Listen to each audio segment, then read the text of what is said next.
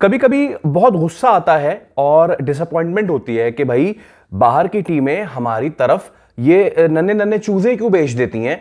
क्या हमारा हक नहीं है कि हम भी बड़े बड़े प्लेयर्स के अगेंस्ट खेलें? क्या हमारा हक नहीं था कि हम साउथ अफ्रीका की फुल टीम के खिलाफ खेलें? लेकिन फिर कल रात जो हुआ उसके बाद फिर यही लगता है कि हाँ, ना हमारा हक है, ना हम इस लायक हैं कि हम किसी भी बड़ी टीम की फुल साइड के खिलाफ खेलें। अस्सलाम वालेकुम, मैं हूं फैसल करीम, स्पोर्ट्स एंकर, और उम्मीद है कि आप सरहद के इस पार से लेकर सरहद के उस पार, दुनिया के इस कोने से लेकर उस कोने तक ठीक ठाक होंगे, खैरियत से होंगे। तमाम तर क्रिकेट लवर्स और क्रिकेट फैंस को मेरा सलाम, आदाब और नमस्ते। अच्छा जनाब, हुआ ये कि कल पाकिस्तान का था पहला T20 अगेंस्ट साउथ अफ्रीका। किसी को भी उम्मीद नहीं थी कि इतनी बुरी परफॉर्मेंस होगी। सब कह रहे थे कि बाबर वापस आ गया है, शाहीन ने एशिया कप के फाइनल से लेकर टेस्ट मैच तक बड़ा अच्छा परफॉर्म किया, तो सब बहुत ज़्यादा एक्साइटेड थे।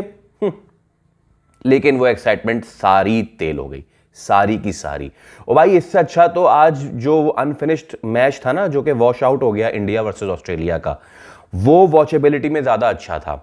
97 पे एक खिलाड़ी आउट थे इंडिया के, और उसके बाद बारिश हो गई और इतनी बारिश हुई कि फिर मैच दोबारा हो ही नहीं सका। लेकिन आप वो जाके वो सिर्फ जो 9.4 9.4 ओवर्स हुए हैं उसकी जाके सिर्फ आप स्टैट्स देख लेना, तो आपको पता जाएगा कि क्रिकेट कहां जा चुकी है और हम क्या कर रहे हैं।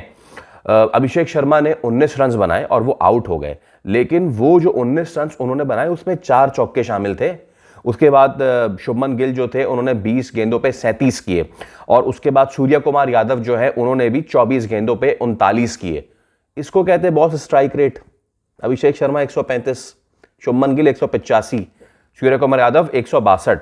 और हम चलिए जानने की कोशिश करते हैं कि कल का जो पहला T20 था पाकिस्तान वर्सेस साउथ अफ्रीका, उसमें मैं ये कहना चाह रहा था कि कहां कहां मिस्टेक हुई, बल्कि मैं तो ये कहता हूं कि ये कहना चाहिए कि कहां कहां हल्का फुल्का अच्छा खेला, बाकी तो सारा मामला ही मिस्टेक का हुआ। वो जो कहां कहां कुछ अच्छा हुआ ना, वो बस ये हुआ कि टॉस हम जीत गए और टॉस जीत के हमने पहली फील्डिंग का फैसला कर लिया, ये सोच के कि ड्यू होगा, और ड्यू के बाद जो है जब वो हम आएंगे चेस करने तो साउथ अफ्रीकन के हाथों से बॉल यूं फिसल जाएगी और फिसलती फिसलती आएगी, उनसे बॉल कंट्रोल नहीं होगी और हम मारेंगे दे मार 4.5 लगातार।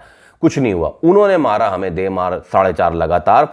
और सबसे पहले तो रजा हेंड्रिक्स और क्विंटन डिकॉक आए, आते ही फ्रॉम द वर्ड गो, ना इधर देखा ना उधर, मारी जा मारी जा मारी जा। पता है दोस्तों बात क्या होती है? बात ये होती है कि बैट्समैन के ना आपको शॉट से अंदाजा हो जाता है कि कितना पक्का है। नसीम शाह ने दूसरा ओवर किया था और क्विंटन डिकॉक ने उन्हें फ्लिक किया था। फ्लिक करने के बाद उन्हें चौका मिला तो उन्हें तो खुश होना चाहिए था, लेकिन उस चौके पे वो खुश नहीं थे, बल्कि उन्होंने ये दिखाया कि यार ये फुल जो है ना फेस पे आना चाहिए था बल्ले के, और ये छक्का जाना चाहिए था। इसको कहते हैं बैट्समैन डिससैटिस्फैक्शन, कि नहीं मुझे और, इसको कहते हैं रन्स की भूख, नहीं बिल्कुल परफेक्ट जाना चाहिए और जाना चाहिए।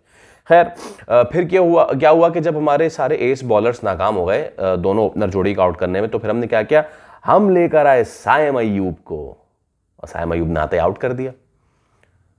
अब आप ये फैसला कर लें कि आपको ये वाला साइम अय्यूब चाहिए या फिर वो साउथ अफ्रीका और ऑस्ट्रेलिया के टूर वाला साइम अय्यूब चाहिए, जो आके शुरू में इतने रन्स कर रहा था कि अगलों के बस की बात ही नहीं थी कि वो पकड़ पाते हैं। खैर जनाब, उसके बाद टोनी डिजोर्सी आए, उन्होंने भी 33 रन की अच्छी इनिंग्स खेल दी, वो आउट हुए।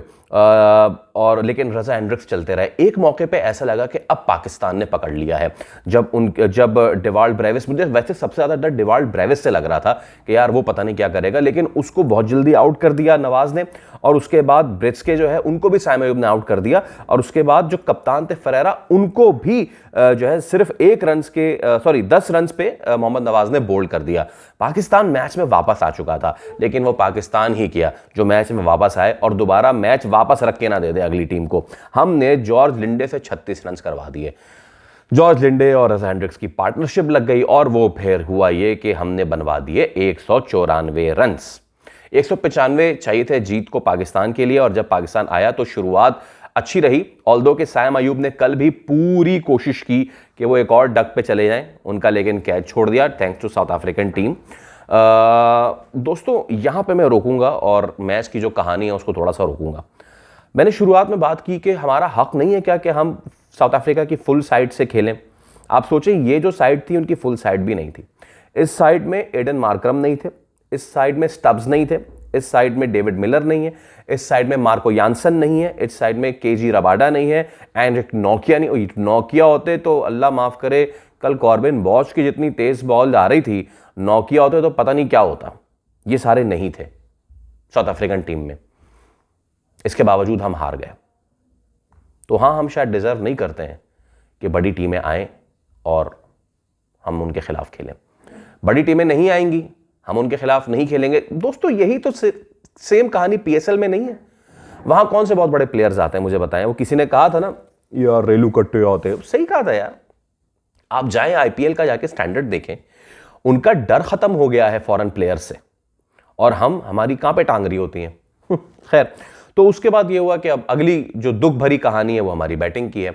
एक अच्छा आगाज मिला, लेकिन उसके बाद साहबजादा फरहान आउट हो गए।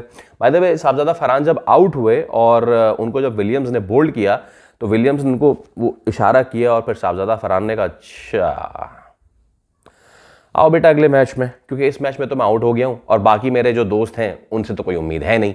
फिर यही हुआ, एक गए दूसरे गए। बाबर के जिनको हाईएस्ट T20 रन गेटर बनने के लिए 9 रन दरकार थे, भाई तू 9 रन बना के रिकॉर्ड ही बना जाता है यार। वो भी नहीं हो सका। बाबर डक पे आउट हो गए। इस पे सलमान बट ने बड़े गुस्से में ये कहा है कि यार ये जो बंदा खेल रहा था, आप स्ट्राइक रेट के चक्कर में उसको भी वाड़ दोगे।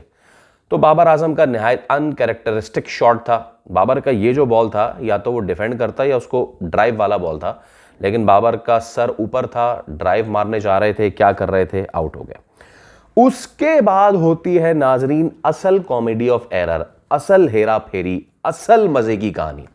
आउट हो गए सब, ठीक है। उसके बाद कप्तान सलमान अली आ गए। यार मुझे कोई ये बताए कि ये जो यूं करके सलमान अली आगा ने लचक का मुजाहरा किया है, और इस शॉट को मैं चाह रहा हूं कि कोई डिस्क्राइब करे कि अपने घुटनों को थोड़ा सा खम दे के, थोड़ा सा अपनी कमर को बाहर करके और बल्ले को यूं विप करके आप कौन से ब्रायन लारा बनना चाह रहे थे यार।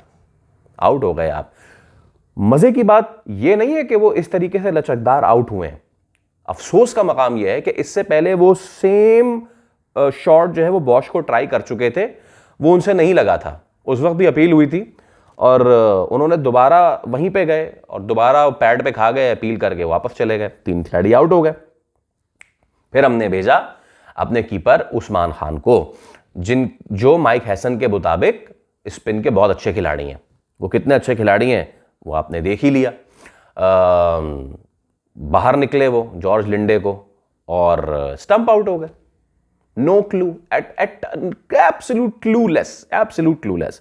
साइम अयूब के कुछ शट्टे वट्टे लगे, उन्होंने जॉर्ज लिंडे को जो है वो अपना जो एक रिलीज शॉट होता है वो मारा, एक ओवर में 2 छक्के मारे, और अभी हमें लग रहा था कि यार शायद, लेकिन फिर साइम अयूब ने कहा नहीं, कोई शायद वायद नहीं, एक और गैर जिम्मेदाराना शॉट खेल के वो भी चलते बने। उसके बाद फिर आगे क्या ही रह जाता है। हसन नवाज, जिनके हवाले से जो हमारा बोल न्यूज़ पे प्रोग्राम होता है खेल का जुनून, उस पर एक्स क्रिकेटर तनवीर अहमद आते हैं, और तनवीर ने जिस वक्त क्रिटिसाइज़ किया था हसन नवाज को, तो मैंने कहा था यार तनवीर भाई आप क्या बात कर रहे हैं, इतना ज़बरदस्त खेल रहा है कोटा ग्लैडिएटर से, ये तो करेगा आगे। तनवीर ने कहा मैं देखता हूँ कैसे करता है आगे। सही कह रहे थे बॉस, सही कह रहे थे आप। हसन नवाज ने एक और पता नहीं क्या शॉट मारा, मुझे तो वो एक्सप्लेन करना भी जो है ना समझ में नहीं आ रहा कि उस शॉट को बंदा एक्सप्लेन कैसे करे जो वो शॉट खेलना चाह रहे थे। मसला ये होता है कि आप शॉट को एक्सप्लेन करते हैं अकॉर्डिंग टू द सिचुएशन, और अकॉर्डिंग टू द सिचुएशन ये परफेक्ट सिचुएशन थी कि फ़हीम अशरफ साहब आते और रिवर्स स्वीप लगाते और आउट हो जाते। अबे भाई आपके 4-5 खिलाड़ी आउट हो गए, और बजाय इसके कि आप वहां रुकते, हाँ, और अपनी जो जगह थी, क्योंकि कल तो आपने ओवर कराया नहीं, ओवर तो आपने नहीं कराया ना बॉस, आपके तो ऊपर जो बॉलर्स थे वो तो आहा ऐसा पिटे कि आपकी सोच है। सिवाय मोहम्मद नवाज के कोई भी बॉलर, और अब साइम अयूब को अब क्या इंक्लूड करेंगे यार, प्लीज़ कोई खुदा का वास्ता साइम अयूब से ये जो ताकत उसे मिली ना बॉलिंग करने की, वो छीन ले और बैटिंग की ताकत वापस दे दे। खैर, और उसके बाद ये हुआ कि फिर फ़हीम अशरफ भी आउट हो गए, फिर ये हुआ कि चरागों में रोशनी ना रही, आगे फिर रस्मी कार्रवाई थी। मोहम्मद नवाज़ ने दिल पेशौरी के लिए इधर उधर कर दिया तो कर दिया। खैर, मज़े की बात है कि फिर उसके बाद प्रेस कॉन्फ्रेंस के लिए सैम अयूब आए और उनसे काफ़ी सवालात हुए। कहा कि भाई सैम, ये क्या मामला चल रहे हैं यार? तो सैम ने कहा कि जी बस देख रहे हैं हम, हो जाएगा। कप्तान आए सलमान अली आगा को ग्रिल किया कि भाईजान, साफ़ियों ने सवाल किए कि आप ये क्या कर रहे हैं, और सलमान अली आगा ने भी फिर वही मिले जुले रद्द-ए-अमल का इजहार किया कि नहीं जी, मैं चाहता हूँ कि मेरी जो है इनिंग्स ऐसी हो कि टीम के लिए विनिंग इनिंग्स हो, और ऐसे बकवास। कोई तुक नहीं था ऐसी बातों का, सीरियसली कोई तुक नहीं था। हुआ ये कि जो जख्मों पे नमक छिड़कने वाली बात है वो ये है कि उसके बाद, इस मैच के बाद खबर आई कि सैम अयूब और मोहम्मद नवाज की जो आईसीसी रैंकिंग है वो बड़ी ज़बरदस्त और बेहतर हो गई। मैं क्या करूं ऐसी रैंकिंग का? मैं अचार डालूं और अचार डाल के मैं छत पे रखूं और उसको मैं पूरा पापड़ बनाऊं, उसका बाजार में जाके बेचूं ऐसी रैंकिंग का? मैं क्या करूं ऐसे रैंकिंग का भाई? मैं क्या करूं सैम अयूब के T20 नंबर 1 बॉलर बनने का? मैं क्या करूं? ठीक है, मैं क्या करूं मोहम्मद नवाज का, जो कि टॉप 10 में आ गए हैं और वो छठी पोजीशन पर आ गए हैं? मैं क्या करूं भाई? मैं क्या करूं? पाकिस्तान की टीम को अगर रैंकिंग से कोई चीज मिलती है तो वो बता दें मुझे। बहुत ही अफसोसनाक, अफसुर्दा। और कुछ लोग जो हैं वो ये सोचते हैं, समझते हैं कि पाकिस्तान की क्रिकेट जो है वो अब हो ही ऐसी गई है। हमारा जो टैलेंट पूल है वो है ही ऐसा, वो है ही हसन नवाज, आधा कभी चल गए कभी नहीं चले। वो हमारा टैलेंट पूल है ही फ़हीम अशरफ, एशिया कप के फाइनल में चल गए और उसके बाद नहीं चले। हमारा टैलेंट पूल है ही ऐसा। अबरार जो है वो कभी चल गए और कभी नहीं चले। बाय द वे कल भी भाई ने काफ़ी रन्स लुटाए।